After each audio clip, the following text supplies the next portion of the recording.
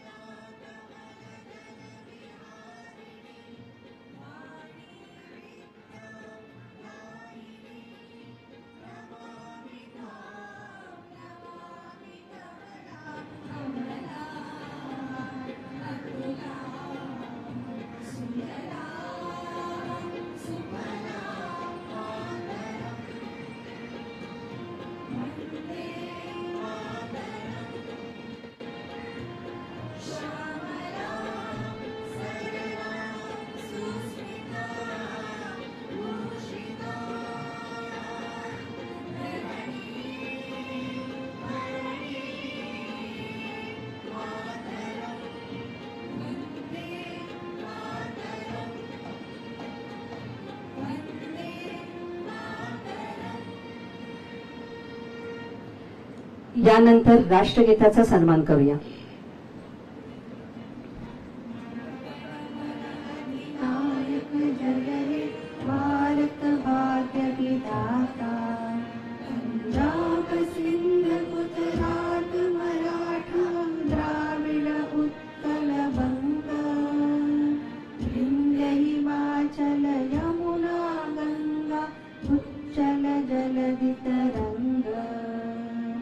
तव शुभ नामे जागे, तव शुभ आशीष मागे, गाहे तव जय गाथा। जनगण मंगलदायक जय हे भारत भाग्य विधाता। जय हे जय हे जय हे जय जय जय जय हे। यानंतर राज्यगीताचा सन्मान आपण करूया। राज्यगीत।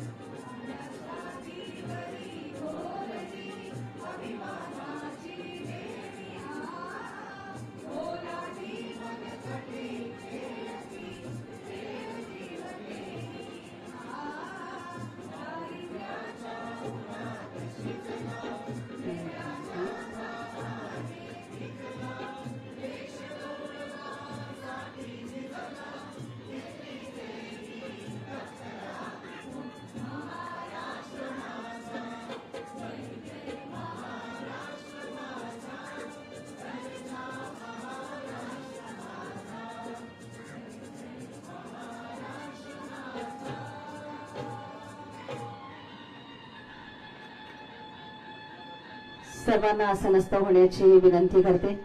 नमस्कार. भारतीय न्यायशास्त्रज्ञ, अर्थशास्त्रज्ञ, राजकारणी, तत्वज्ञ, समाज सुधारक, भारतरत्न डॉक्टर बाबासाहेब आंबेडकर यांची आज 135वी जयंती आहे. स्वतंत्र भारताचे मजूर मंत्री, पहिले कायदे मंत्री, भारतीय संविधानाचे शिल्पकार, आधुनिक भारताचे शिल्पकार, भारतरत्न डॉक्टर बाबासाहेब आंबेडकर यांना विनम्र अभिवादन करून कार्यक्रमाला सुरुवात करते. आजच्या कार्यक्रमाला भारतरत्न डॉक्टर बाबासाहेब आंबेडकर यांना अभिवादन करण्यासाठी महाराष्ट्र राज्याचे राज्यपाल जिष्णुदेव शर्माजी इथे उपस्थित आहेत. मी आपल्या महापौर रितू तावडे जी यांना विनंती करते की राज्यपालांचं आपण स्वागत करावं.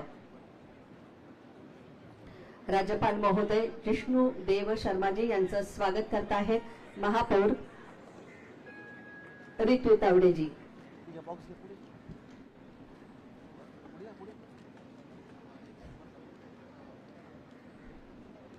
राज्यपाल महोदयांचं आपण इथे स्वागत करत आहोत. त्यानंतर महाराष्ट्र राज्याचे मुख्य सचिव राजेश अगरवालजी आपल्या महाराष्ट्राचे सन्माननीय मुख्यमंत्री देवेंद्र फडणवीस साहेबांचं स्वागत करतील.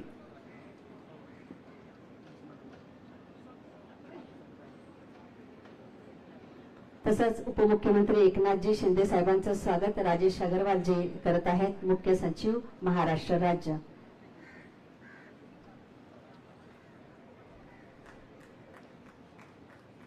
त्यानंतर उपमुख्यमंत्री श्रीमती सुनेत्राताई अजितदादा पवार यांचंही आपण स्वागत करतोय. राजेश अगरवालजींना मी विनंती करते की त्यांनी त्यांचं स्वागत करावं.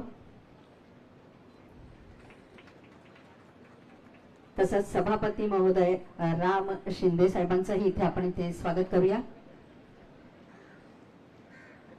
मुख्य सचिव राजेश अगरवालजींना विनंती करते की सभापती राम शिंदे साहेबांचं इथे आपण स्वागत करूया.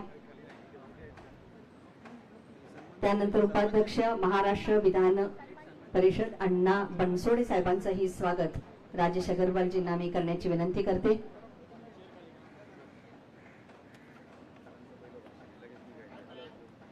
अण्णा बनसोडेजी उपाध्यक्ष महाराष्ट्र विधान परिषद.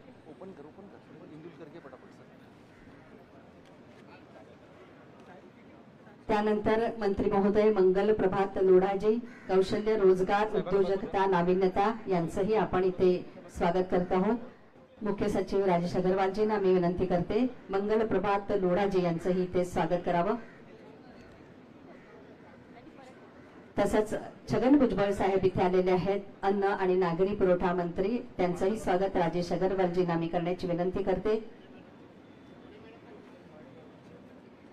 त्यानंतर माहिती तंत्रज्ञान सांस्कृतिक कार्य मंत्री ऍडव्होकेट आशिष शेलारजी यांचंही इथे आपण स्वागत करावं.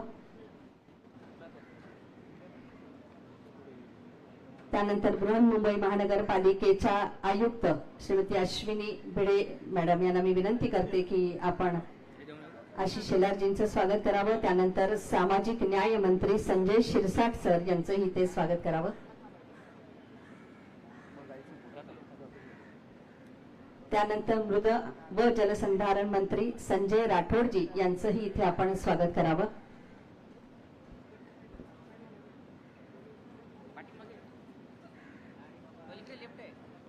यानंतर महापौर रितू तावडेजी यांचंही इथे स्वागत करावं.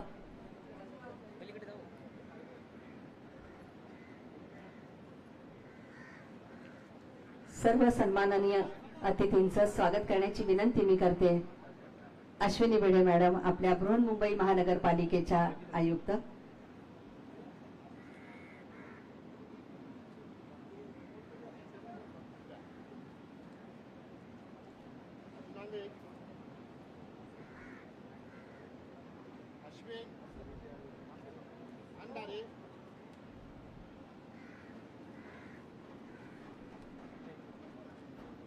भदंत डॉक्टर राहुल बोधी महाथेरो यांचं इथे आपण स्वागत करत आहोत. श्री भीमराव आंबेडकर कार्याध्यक्ष भारतीय बौद्ध महासभा.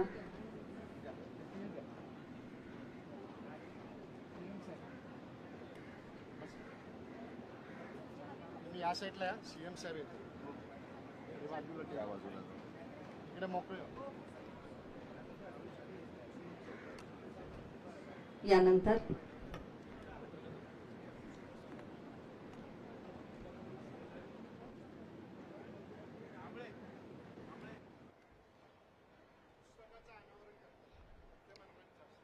यानंतर आपण एका महत्वाच्या कार्यक्रमाकडे वळतोय. समाजनायक संजय शिरसाट या पुस्तकाचं अनावरण आपण आता करत आहोत. संजय शिरसाट या त्यांच्या विभागाच्या वतीनं 1 वर्षाच्या संपूर्ण प्रगतीचा आढावा घेणारं हे पुस्तक आहे, समाजनायक संजय शिरसाट. आणि या पुस्तकाचं अनावरण आता आपण इथे करत आहोत.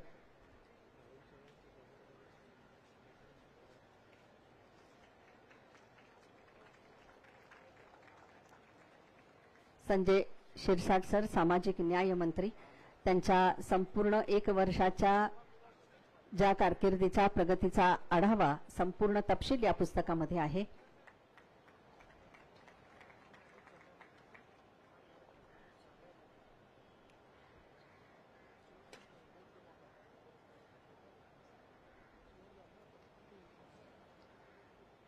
यानंतर आपण चिवरदान या समारंभाला आता सुरुवात करत आहोत.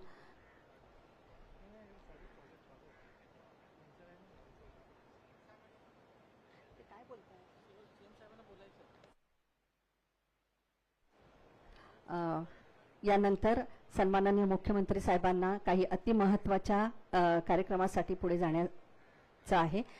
तर मी त्यांना विनंती करते की आपण अभिवादन करण्यासाठी यावं. सन्माननीय मुख्यमंत्री देवेंद्र फडणवीस साहेब.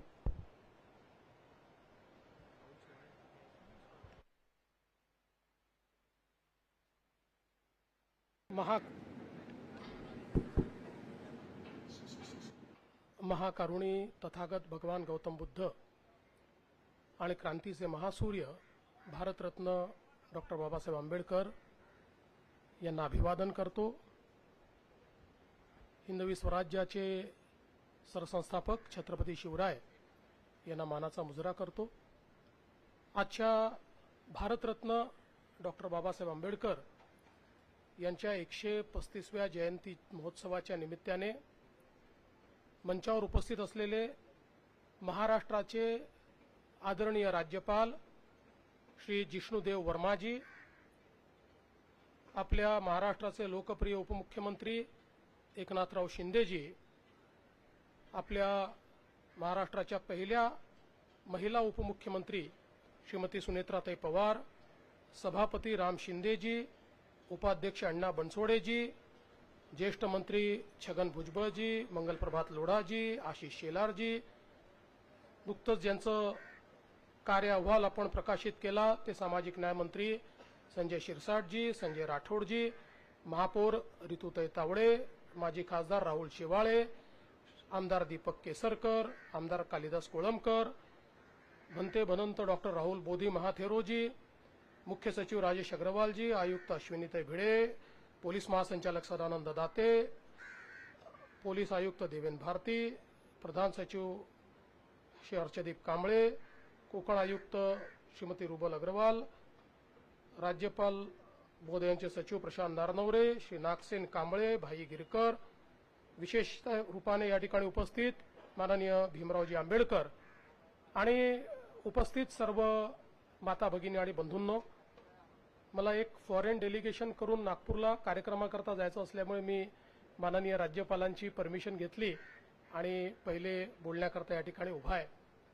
सर्वप्रथम आपल्या सर्वांना मी भारतरत्न डॉक्टर बाबासाहेब आंबेडकर यांच्या जयंतीच्या मनपूर्वक शुभेच्छा देतो. या महामानवाला आपण जेवढं अभिवादन करू तेवढं कमी आहे, कारण एक व्यक्ती किती मोठं परिवर्तन घडवू शकतो हे भारतरत्न डॉक्टर बाबासाहेब आंबेडकरांनी आपल्याला दाखवून दिलं. आपण जर एक विचार केला, एक व्यक्ती, एक पेन आणि एक पुस्तक,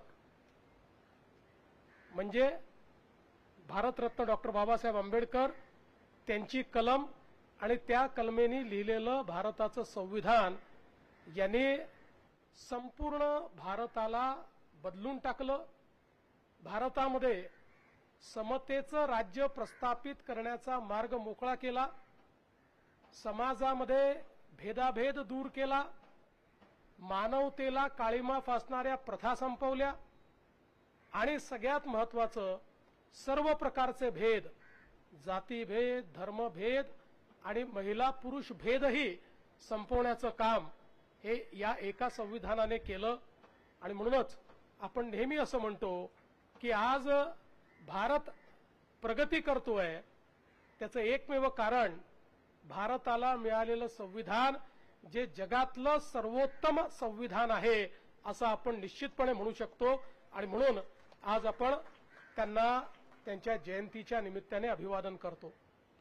भारतरत्न डॉक्टर बाबासाहेब आंबेडकर हे असं व्यक्तिमत्व आहे की जगाच्या पाठीवर जर कुठल्या एका व्यक्तीच्या जयंतीचे सर्वाधिक कार्यक्रम होत असतील तर ते भारतरत्न डॉक्टर बाबासाहेब आंबेडकरांचे होतात. जगातल्या कानाकोपऱ्यामध्ये ही सगळी कार्यक्रम आपल्याला त्या ठिकाणी पाहायला मिळतात. आणि हे कार्यक्रम एक प्रकारे त्यांच्या कार्याला दिलेली मानवंदना आहे. सगळ्यात महत्वाचा संदेश जो भगवान गौतम बुद्धांचा संदेश त्यांनी आपल्याला दिला तो म्हणजे अत्तदीप भव, म्हणजे स्वतः प्रकाशमान व्हा, कोणावर अवलंबू नका, तुमच्यातला प्रकाश जागृत करून आपल्या पायावर उभं राहा. हा जो काही त्यांनी दिलेला संदेश आहे तो मला असं वाटतं की मानवाच्या कल्याणाचा सर्वोत्तम संदेश म्हणून आपण त्याच्याकडे पाहू शकतो. खरं म्हणजे भारतरत्न डॉक्टर बाबासाहेब आंबेडकर यांच्या सामाजिक चळवळीचा उल्लेख आपण नेहमी करतो आणि तो सर्वार्थाने अत्यंत महत्वाचा आहे. पण तो उल्लेख करत असताना अनेक वेळा त्यांचे वेगवेगळ्या क्षेत्रातले जे काही कॉन्ट्रीब्युशन्स आहेत ते कुठेतरी मागे पडतात. आणि म्हणून केवळ एक विषयावर या ठिकाणी मी बोलणार आहे आणि ते म्हणजे त्यांनी जो भारताच्या अर्थकारणाला एक प्रकारे जी दिशा दिली ती अत्यंत महत्वाची आहे. याचं कारण आपल्याला कल्पना असेल की भारतरत्न डॉक्टर बाबासाहेब आंबेडकरांनी लंडन स्कूल ऑफ इकॉनॉमिक्समध्ये ज्यावेळी डॉक्टर ऑफ सायन्स ही पदवी मिळवली त्यावेळी त्यांचा प्रबंध हा जो काही आपल्या रुपया आहे, प्रॉब्लेम्स बिफोर इंडियन रुपी, अशा प्रकारचा प्रबंध त्यांनी तयार केला. आणि या प्रबंधामध्ये त्यांनी ज्या गोष्टी मांडल्या त्या याकरता महत्वाच्या आहेत की त्यानंतर त्या प्रबंधात त्यांनी असं सांगितलं होतं की भारतामध्ये एक सेंट्रल बँक असली पाहिजे, त्याशिवाय भारतामध्ये बँकिंग हे आपल्याला करता येणार नाही. दुसरं त्यांनी सांगितलं होतं की वर्षानुवर्ष आपल्या करन्सीचं म्हणजे चलनाचं सिल्वर स्टँडर्ड आहे ते संपवलं पाहिजे आणि गोल्ड स्टँडर्ड केलं पाहिजे. आणि तिसरं त्यांनी हे सांगितलं होतं की विनिमय दर बघू नका, करन्सीची पर्चेसिंग पॉवर बघा. आणि त्यानंतर ज्यावेळी बँकिंग व्यवस्थेच्या संदर्भात हिल्टन यंग कमिशन तयार झालं आणि ते भारतामध्ये आलं त्यावेळी त्या कमिशन समोर सर्वात विस्तृत साक्ष ही भारतरत्न डॉक्टर बाबासाहेब आंबेडकरांची झाली. आणि ती साक्ष झाल्यानंतर हिल्टन यंग यांनी आपल्या अहवालात डॉक्टर बाबासाहेब आंबेडकरांच्या या पुस्तकाचा उल्लेख करून आणि त्यांच्या साक्षीचा उल्लेख करून त्यात हे लिहिलेलं आहे की भारताला एक सेंट्रल बँक ही आवश्यक आहे आणि म्हणून रिझर्व्ह बँक ऑफ इंडियाची स्थापना करा. त्यामुळे ही जी रिझर्व्ह बँक ऑफ इंडिया स्थापित झाली आहे याची मूळ आयडिया ही भारतरत्न डॉक्टर बाबासाहेब आंबेडकरांची होती. दुसरं आपल्याला कल्पना आहे की त्यानंतर भारतामध्येही आणि जगाने त्यांच्या करन्सी करता गोल्ड स्टँडर्ड हे स्वीकारलं, म्हणजे सोन्याचा साठा इक्विव्हॅलंट हा तयार करायचा, हे गोल्ड स्टँडर्ड स्वीकारलं. आणि अनेक वर्षापर्यंत ते गोल्ड स्टँडर्ड चाललं, आजही ते चालत आहे. पण आज ते का बरं अत्यंत महत्वाचं आहे? आज ज्यावेळी अमेरिकेसारख्या देशामध्ये एक्सचेंज हे डॉलरवर झाल्यामुळे करन्सीचं गोल्ड बॅकिंग त्यांनी काढून टाकलं. आज पुन्हा एकदा अमेरिकेसारख्या देशालाही वाटतं, चीनसारख्या देशालाही वाटतं की आपली करन्सी गोल्ड बॅकिंगची असली पाहिजे आणि मोठ्या प्रमाणात पुन्हा एकदा गोल्ड स्टँडर्ड करे. एका वेगळ्या पद्धतीनं आता अमेरिकाही चालला आहे, चीनही चालला आहे आणि जगभरातली सोन्याची खरेदी आज त्या ठिकाणी चाललेली आहे. याचा अर्थ जे 1923 मध्ये भारतरत्न डॉक्टर बाबासाहेब आंबेडकरांनी सांगितलं होतं ते जगाने स्वीकारलं आणि आज पुन्हा जग ते स्वीकारत आहे. आणि तिसरी गोष्ट आपण जर बघितलं तर आताच्या काळामध्ये विनिमय दराचा विचार फार होत नाही. आपण अनेक वेळा म्हणतो डॉलरच्या तुलनेत आता रुपया घसरला, डॉलरच्या तुलनेत 92 रुपये 93 रुपयेपर्यंत आता $1 झाला. पण जग आता असं पाहत नाही, जग रुपयाची खरेदीची क्षमता काय आहे ही पाहते. $1 काय खरेदी होऊ शकतं आणि तेच खरेदी करायला किती रुपये लागतात. कारण जेव्हा एक्सपोर्ट ओरिएंटेड इकॉनॉमी होते त्यावेळेस विनिमय दर महत्वाचे राहत नाही, तर त्याची पर्चेसिंग पॅरिटी किती आहे ही त्या ठिकाणी महत्वाची असते. त्यामुळे मला असं वाटतं की हे जे आर्थिक विचार भारतरत्न डॉक्टर बाबासाहेब आंबेडकरांनी 1923 साली सांगितले होते, त्या पुस्तकात नमूद केले होते, आजच्या ग्लोबलाइज अर्थकारणामध्येही तेच सगळ्यात महत्वाचे ठरतायत, तेच सुप्रस्तुत ठरतायत आणि त्याच्यावर आधारितच आपल्या संविधानाने आपली अर्थव्यवस्था उभी केली आहे. आणि म्हणूनच आता आपण जगातली तिसरी अर्थव्यवस्था होतो आणि लवकरच दुसरी आणि पहिल्याकडे आपण वाटचाल करू आणि त्याची दिशा देणारं आपलं संविधान आणि ते संविधान लिहिणारे भारतरत्न डॉक्टर बाबासाहेब आंबेडकर आहेत. आणि म्हणूनच आज मला असं वाटतं खरं म्हणजे त्यांच्या जीवनातल्या वेगवेगळ्या गोष्टींवर जर आपण प्रकाश टाकू लागलो तर संपूर्ण दिवस जाईल. पण माननीय राज्यपाल महोदयांच्या नेतृत्वामध्ये या ठिकाणी हा कार्यक्रम चाललाय. त्यांच्यासमोर अधिक बोलणं हे देखील कुठल्याही शिष्टतेला धरून नाही. आणि म्हणून मी पुन्हा एकदा भारतरत्न डॉक्टर बाबासाहेब आंबेडकर यांना अभिवादन करतो. आणि आज हा अतिशय सुंदर कार्यक्रम दरवर्षीप्रमाणे महानगरपालिका आयोजित करते. महानगरपालिका खूप चांगल्या व्यवस्था या ठिकाणी करते. राज्य सरकार, पोलीस सगळे सोबत असतात. इथलं प्रदर्शन अतिशय सुंदर असतं. त्यामुळे मी मुंबई महानगरपालिकेचेही, बृहन्मुंबई महानगरपालिकेचेही मनापासून आभार मानतो आणि पुन्हा एकदा माननीय राज्यपाल महोदयांची क्षमा मागून या ठिकाणून जाण्याची त्यांच्याकडनं अनुमती घेतो. धन्यवाद. जय हिंद, जय भीम, जय भारत.